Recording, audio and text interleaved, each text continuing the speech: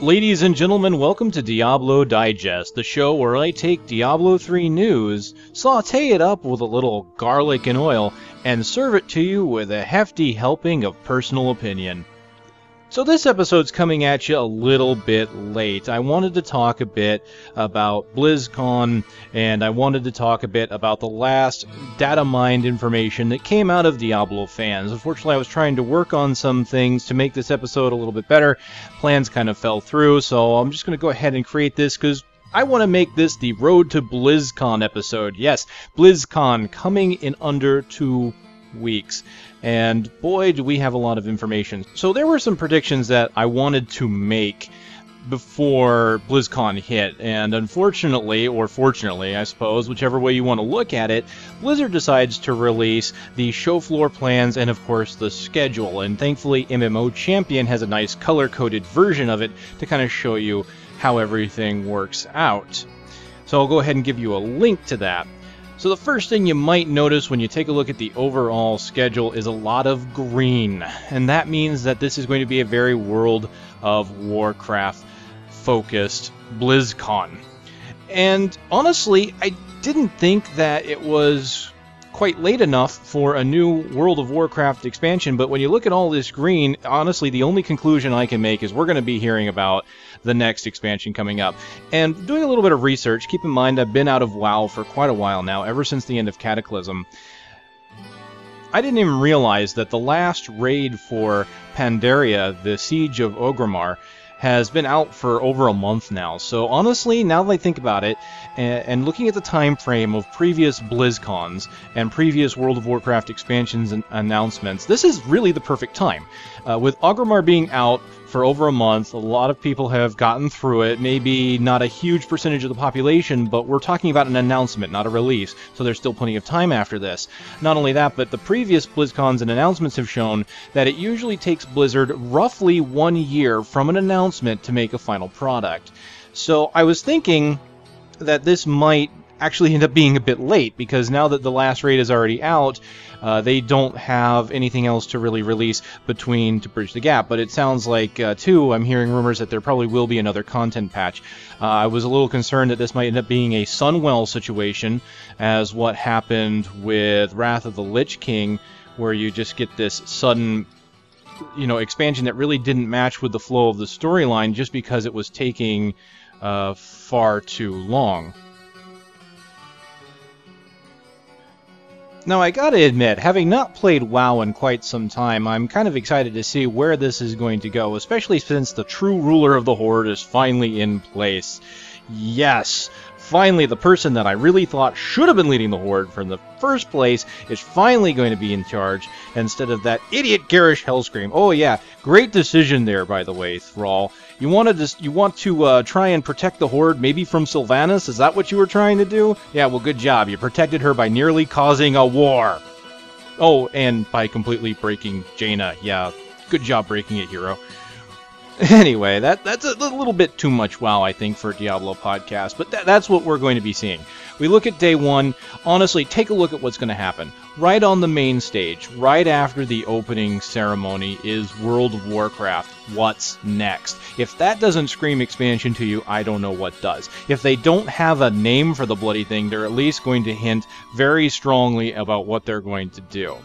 The Diablo III Reaper of Souls cinematic thing has been pushed off to a panel, so quite unfortunately, it seems like Diablo III is going to kind of sit on a sideline for this BlizzCon. I think it's kind of a shame, but I do understand, because World of Warcraft has been kind of this juggernaut that has been driving Blizzard forward. The other thing I was going to kind of guess on before the schedule came out was that we were going to see a playable Blizzard Dota. Playable Blizzard All-Star. No, wait, that's wrong. Playable Heroes of the Storm. HOTS? Yeah, right. Heart of the Swarm, Heroes of the Storm. This is fantastic. So, and I know I'm not the first person to make that joke, whatever. Yeah, so Heroes of the Storm. This suddenly gets announced in a Flash animation, which I'm not, ragging on the Flash animation. I've seen that guy's work. It's really good. But it seems like a really odd, thing to do just before BlizzCon. It's we've got a name for it. So that was kind of going to be the hint that we're going to see the game at BlizzCon, really, I think is really what it was. And I think that was really all it was intended to be. And lo and behold, you look at the schedule, and if you look at the map, just look at the actual map of the show floor, and you'll see that there is a section for Heroes of the Storm right there. So it looks like they're going to have a playable version on the show floor, and I do believe they're going to be holding some tournaments for it. So that's pretty cool. I'm actually kind of looking forward to some information on that. I never quite got into Dota-style games, but I could definitely give one a look that comes out of Blizzard to see how it is.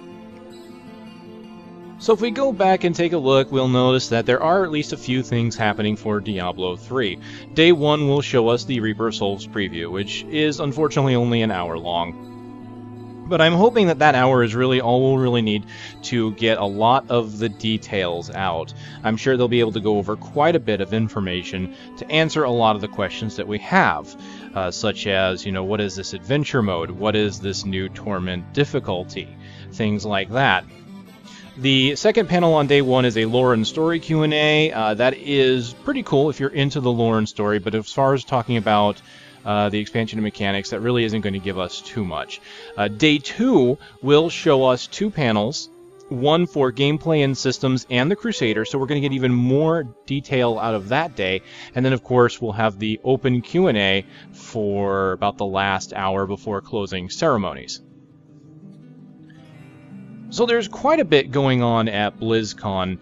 Again, very well focused, but we're going to have enough there, I think, that we're going to get the information that we're looking for. In fact, they pretty much said at Gamescom that BlizzCon is where they're going to really give us kind of the meat and potatoes of what to expect. And there's been plenty of Datamined information for them to go over. So I'm sure that the information, if you haven't been following the Datamined changes, is going to be really good, and you're going to be excited about that. At least I know I am. So I'm looking forward to that. So before I move on to the news part, where I talk about some of the Datamined changes, I just want to say that I'm going to get a BlizzCon virtual ticket. I am going to, basically going to be there, kind of in front of my computer, but that's okay. I will be watching, and what I'm thinking about doing is kind of doing a wrap-up, kind of a post-mortem on each day after it happens, kind of talk about what they talked about, give you guys kind of the opinions and whatnot. So if you guys don't have virtual tickets, I should be able to at least give you kind of a Cliff's Note version of what's happening there. I'm also trying to work something out to where I can make this more than just a one-man show. So not going to announce anything now. Everything is still kind of in the air, but I'm hoping to make this interesting for the days at BlizzCon. So while I've been out of the office, or I suppose in the office, since when I'm working I can't exactly work on videos or read news, we've got some Datamined information coming out of Reaper of Souls that they're putting on the PTR, and I'm going to admit I half wonder if some of this stuff isn't intentionally leaked out because they know we're looking. I know they have internal builds. In fact, their internal build is probably far further along than what we're seeing. They probably have an internal build that's really far, and then they're putting builds on the PTR every now and then to see how the patching process and whatnot works. But I'm sure that certain information is withheld and certain information is not withheld because they know some people are looking. So it's really hard to tell if Blizzard is using this as a hype machine. As I talked about in a previous Diablo Digest, I really feel like they haven't put their best foot forward as far as releasing news. It seems like they're kind of relying on the Datamined information and people to generate the hype themselves. I'm not entirely sure why they're taking that route, to be honest with you, but for me, I have gotten more excitement out of Reaper of Souls out of Datamined information. Everything they've talked about, everywhere else, the announcements, whatever, have been just kind of blah to me. It's like actually seeing some of the stuff that they're working on, that they're keeping secret, is what's making me really want to see this game and play it. And one of the things we're seeing is, again, more confirmation. I talked about the removal of waypoints, how they keep hinting at it. And it looks like there is a world map available now, and we have, I believe, some strings that indicate that you can click on waypoints, and this is going to show that you can go between acts in possibly adventure mode. That's going to be my guess. So I'm pretty sure that that is going to happen. It looks like it's going to be in Reaper of Souls. So I'm looking forward to hearing that coming out of BlizzCon, that they're going to be able to tell us how the adventure map is going to work. We also got quite a few new unique affixes here that have come out of the patch. Before I go into the unique affixes, let's look at some of the things that came out as far as just text notes that are going to hint at what we can expect. So let's go back just a tiny bit and talk about Torment Difficulty again, because there were a couple schools of thought, and I've discussed these previously, about Torment mode. So we have normal, nightmare, hell. That is the standard progression that has occurred since Diablo and Diablo II. Come to Diablo III, we've got that. They add Inferno as kind of the end game, the all acts will be equal thing, which I thought was a really great idea, honestly. But at the same time, I'm not entirely sure they needed to add a whole new difficulty to do that. Quite often, you notice that you're getting close to max level by the end of hell anyway. They could have made it so that, or not even the end of hell, I'm sorry, by the end of nightmare. And so you could just have turned hell into the final difficulty. So one of the leading train of thoughts was that, well, Torment Difficulty is probably going to be the combination of nightmare and hell. That's not a bad theory. And in fact, some of the achievement links have been changed to say you must complete this achievement on Torment or higher, which would lend credence to, well, maybe Torment is the in-between. This is possible.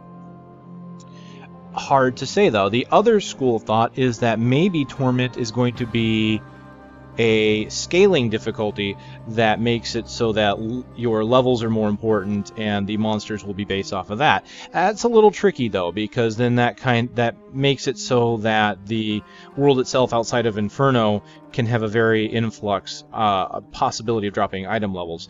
It's a decent idea, but I'm not sure how they would pull it off. Now, the most recent school of thought on this, and I want to thank specifically a post by Cardinal MDM on Diablo fans for putting up a decent write-up on this.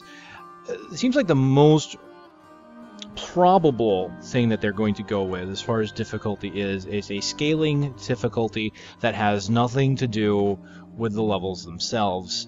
Not exactly in the way that monsters' levels are going to be in flux, but in a monster power kind of capacity. And the only problem with this theory is how is it going to work with monster power? Is it going to replace monster power, or basically how all that's going to work together? So basically the idea is this: they're going to add in a new difficulty. Now you might be thinking, what, you want to go through the game another time? No, that would suck to have to do that just to get to the final levels.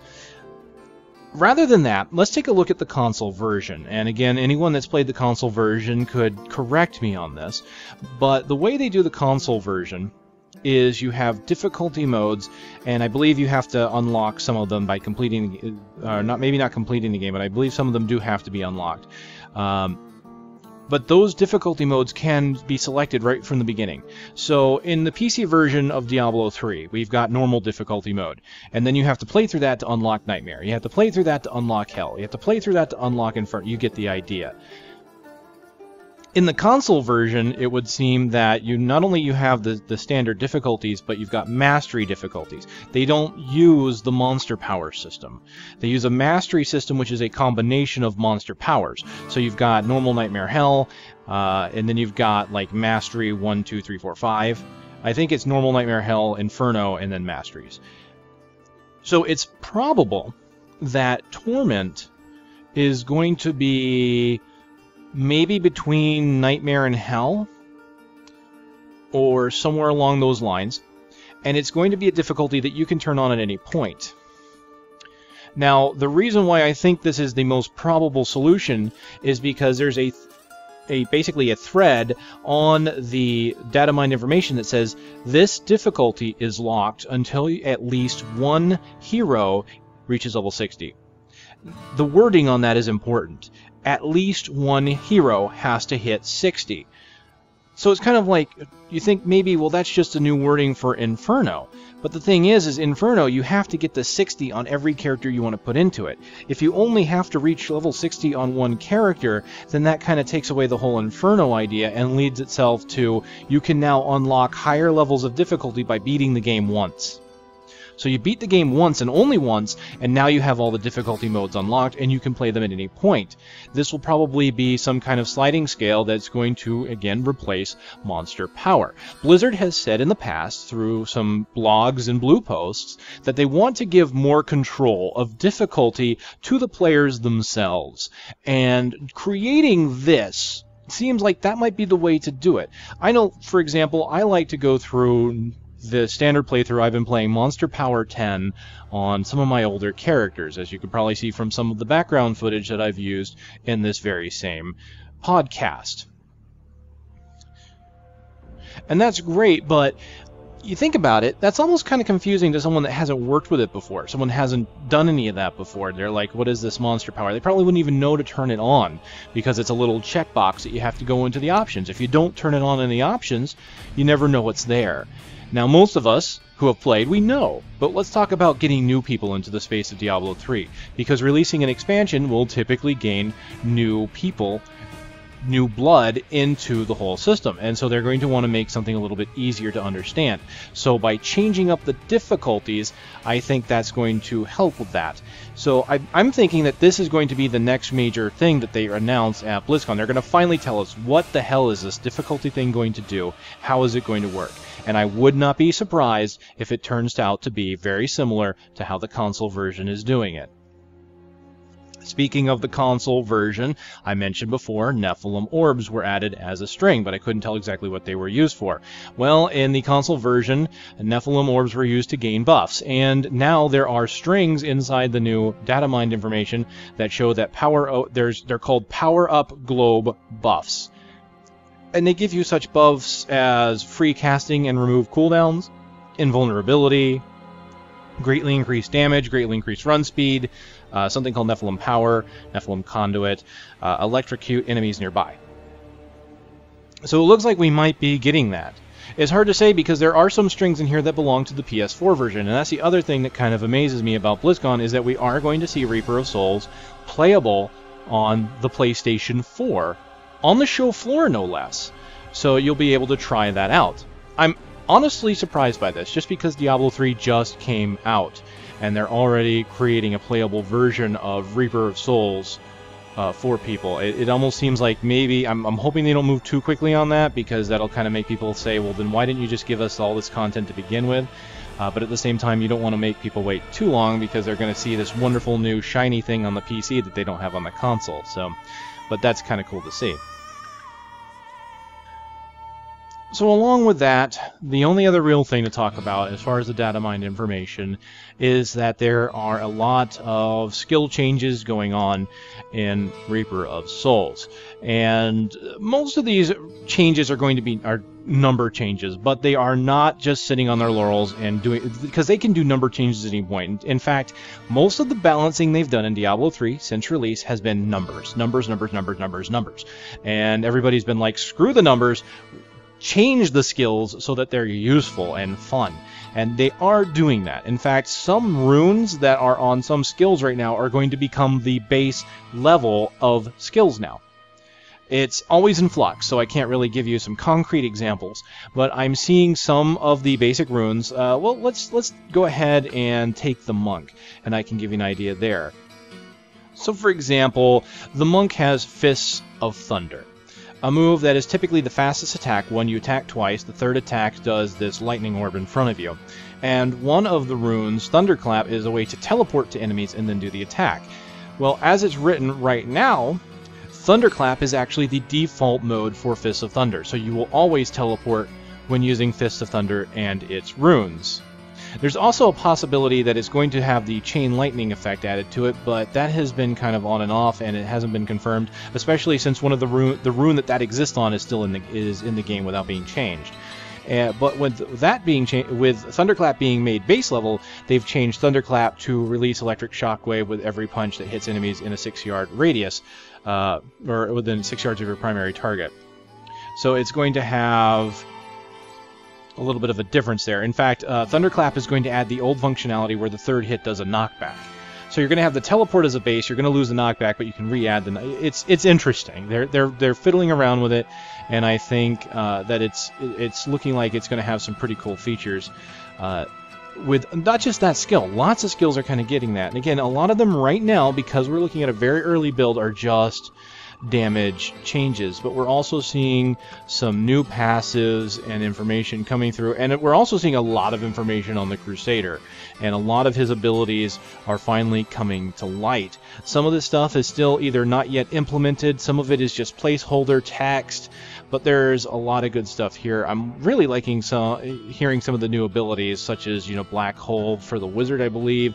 We've got a pool of piranhas for the Witch Doctor, which does have a rune that turns the pool of piranhas into a tornado of piranhas. Sharknado, anyone? You want to make your own bad sci-fi movie? You can do it with that rune. Now, one thing I've noticed when it comes to all of these is they're really buffing numbers. I mean, they are doing a lot of number changes, but most of the numbers are going up. And I wonder if this is in response to removing of lifesteal, since we know that in one of the strings, lifesteal will stop working at maximum level. Are they going to basically compensate us with a little bit more damage, since we can't just regenerate the life, and we're going to be responding with life on hit and life with resources spent? But it makes you wonder. They've been talking about difficulty all this time, talking about how right now it doesn't work because your health bar is basically bouncing up and down like a crazy jackrabbit on speed. And they want to change it. They want to slow it. They want to make it so that health levels matter. If you're at half health, then you're halfway between life and death. If you're near full health but you're not at full health, then you're probably fine. So with all the damages going up, I wonder what that's going to do to difficulty, because honestly, if everything goes up, then the difficulty kind of goes down. But that's if you only look at it in a vacuum. You see, we're looking at these changes in the way we're seeing the gameplay now, and we really don't know what they're going to do to monster damage and health. In fact, I don't think any of that has really been put into any of the data mineable information. And even if it was, I'm not sure if they'd be able to pick that out, because they're always changing the way they do this in new forms. Even Diablo fans have stated when they're doing this, they're dealing with new ways of Blizzard registering this information, so some of it comes out weird. And I'm not sure that they would be able to immediately find and dictate where these monster health values are. So monster damage could be changing. So these higher numbers, if we don't know what's happening to monster health, could mean nothing. I mean, certainly it looks like everything's just going to get easier, but we don't know. And so it's going to be very difficult to speculate. And I really think that speculating on that, just, again, taking that information that all the damage numbers are going up and putting that in a vacuum, I think is a really bad idea. Now, one thing I do like of what they're doing with damage numbers is a lot of the skills that are big hits, and they're supposed to be big hits, are getting massive buffs. I'm seeing like 900% weapon damage on some things, over 3,000, 6,000, 9,000% weapon damage on some skills. But these are the skills that have long cooldowns, typically. Or skills that are not very easy to use and are a little bit unruly. The channeling skills that require you to stand still, the ones that require you to make yourself a bit vulnerable, seem to be the ones getting a lot of buffs as well. So it's looking like they want to make sure that whatever your style of gameplay is, that they are catering to that. I'm really hoping that they are able to take this idea of the health globe and making it important really work. Because recently, I've been playing a lot of Final Fantasy XIV. And the way that relates to this is that I've never really healed in MMOs before, and I've started doing that a bit in Final Fantasy. I'm only doing the basic level stuff, and I did a little bit in WoW, but not much. Basic level again.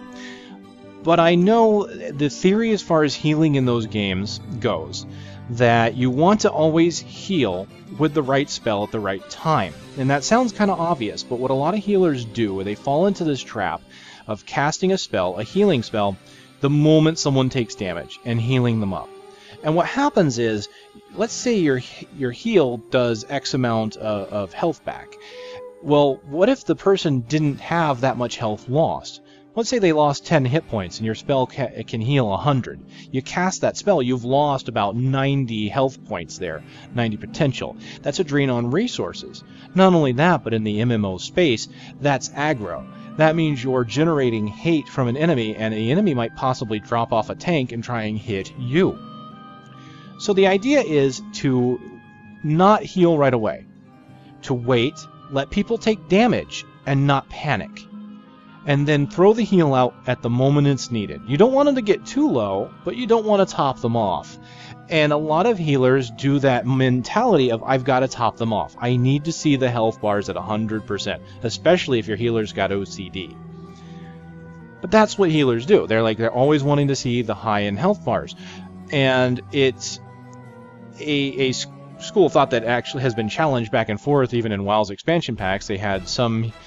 They ran into this trap in WoW, and this is why I'm kind of surprised we ran into this in Diablo, is because in WoW, at one point, and I believe it was in Wrath of the Lich King, that healing was becoming so spammy, and you had to heal so fast, that a monster could easily kill a tank in the blink of an eye before anyone even really knew what happened if a healer missed a cast. And it's the exact same thing with Diablo 3. Your health bar is going up and down so fast that it becomes this thing where you're not really paying attention to it, you just know that you have to fill it up. And so from there, as into, at least in Cataclysm, they tried to fix that. And so they made it so that you had to make sure you were careful of your mana, because at least in the beginning of a new raid tier, you don't have as much mana regeneration, so you have to watch that. And then they also kind of evened out the damage spikes that were happening. Mostly. And so that seems like what they're doing in Diablo 3 right now. We've got a health bar that's constantly going up and down, and we're not worried about health. We don't use those healing spells because the regeneration is doing it for us. And so I'm hoping to see that now those skills where you can heal on resource use or something like that will become useful. So you run around, maybe you're not at full health, but you don't need to be. You don't have to worry about always being at 100%, which is kind of what's happening right now. If you're not at 100%, you have risk of dying. And even if you're at 100%, it depends on what you get hit by. Now, I'm all for big hits that can possibly kill you. One-hit deaths, whatever, as long as it's a mechanic that's known and it's a mechanic that can be evaded. If you just suddenly kill a player and they couldn't do anything about it, then that's just cheapening it. And it doesn't feel good for anybody. It just really kills the gameplay. So I'm just really, again, hoping they're taking those philosophies that they've taken even in WoW for as far as healing is concerned, and they're going to put something like that into Diablo. Let's make that really matter. So with that said, I suppose the only other thing to really talk about is kind of the legendary affixes. And one of the first ones that catches my eye here to talk about relates to health. There is one in here that says you can gain up to 30% increased run speed based on missing life. In today's environment, that wouldn't even work. It would just be pointless. It would be a wasted stat on the item. So they're going to be able to add items like that because missing health is going to matter. There is definitely some really interesting effects in here. Let's just kind of pick some out to give you an idea of what they're working on. You have reduced cooldown by 1 second when you kill a demon, and it does say specifically demon, so that's important. That can be useful in certain acts and locations. On gold pickup, gain armor for 5 seconds equal to the amount you picked up. That's kind of neat. Faster projectiles on a base item. I like that. Crushing blows seems to have returned. Crushing blows right now appears to be a percentage of health done. I think it's like a pretty small percentage, but it's like a percentage of the creature's maximum health is done to that creature with the crushing blow. So it's kind of neat to see that mechanic returning, and I don't know if it's going to be only on one item or other items might be able to get that. This one can be a kind of a gameplay changer in a way. Knockbacks cause the enemy to move more slowly, so that kind of gives you the same thing that enemy creatures have. They knock back, they make you move slower. So instead of having to choose between a knockback and a slow, you can do both. That's not too bad. Chance to spawn, and here we go, chance to spawn a Nephalem Orb when you blind an enemy. So that kind of lends credence to the Nephalem Orbs coming up and being a pickup for power-up. So there you go, you've got a very specific mechanic now. You go out and you can blind an enemy. I know that works well for monks. They've got a blind mechanic. I can't think of how many other blind mechanics are there in the game right now, but that's still fairly useful and can be even used as a group thing. We've talked before about how Thorn's damage is something they wanted to look at and how they want to improve, because Thorn builds, well, they seem kind of cool and they work fairly well on, say, a Witch Doctor, but they don't really work very well for other classes. Well, again, they're adding some more stuff. They've got one that's Thorn's damage will deal fire damage, and then here's another one that Thorn's damage is applied on every attack. So you can actually stack Thorns and use it offensively. So not only are enemies getting hit by the thorns as they're hitting you, but you're hitting them back and doing even more damage. Oh, this one sounds pretty cool. Chance on killing demons to gain a shrine effect. That's almost overpowered. That's pretty cool. I like that idea. Here's lightning damage effect is increased, and lightning damage has a chance to stun, so we're going back into elemental damages actually meaning something. Taking fire damage restores resources. That's pretty cool. Chance on kill with holy damage to summon Inner Sanctuary on all group members, which heals them. Wow. I would like to see that, actually. Increase life per second up to 100% based on missing life. Again, a difficulty thing that's going in because of the health changes. It looks like Indestructible might even be returning too, only this one doesn't just say for the item, it says items become indestructible. Ooh, I like this one. Ray of Frost can pierce now with this specific legendary, so you can turn your Ray of Frost into Disintegrate. I mentioned last time a follower item. It looks like another one is here. Equip on follower. Your follower cannot die. So there's at least 2 legendaries that are targeted to followers. So for those of you that like solo play, you can get some legendaries to put right onto that character that's sitting and fighting by your side all this time. There's quite a bit here. I mean, this is only just the new ones and some changed ones. And I didn't get a chance to really obviously go through all the details of the class changes. Of course, you can go to the link in the video description to take a look at what is available on Diablo fans, and I really highly suggest that you do. There is a lot of good stuff here, and the more I read, the more excited I get. I think that's becoming abundantly clear. So ladies and gentlemen, again, looking forward to BlizzCon. That is Friday, November 9th. And November 10th. And again, I will be there on a virtual ticket, and I will be following the information that comes out, and I will, of course, update you with the things that I find interesting. So when that time arrives, I will see you again on the next Diablo Digest. Ladies and gentlemen, thanks for listening.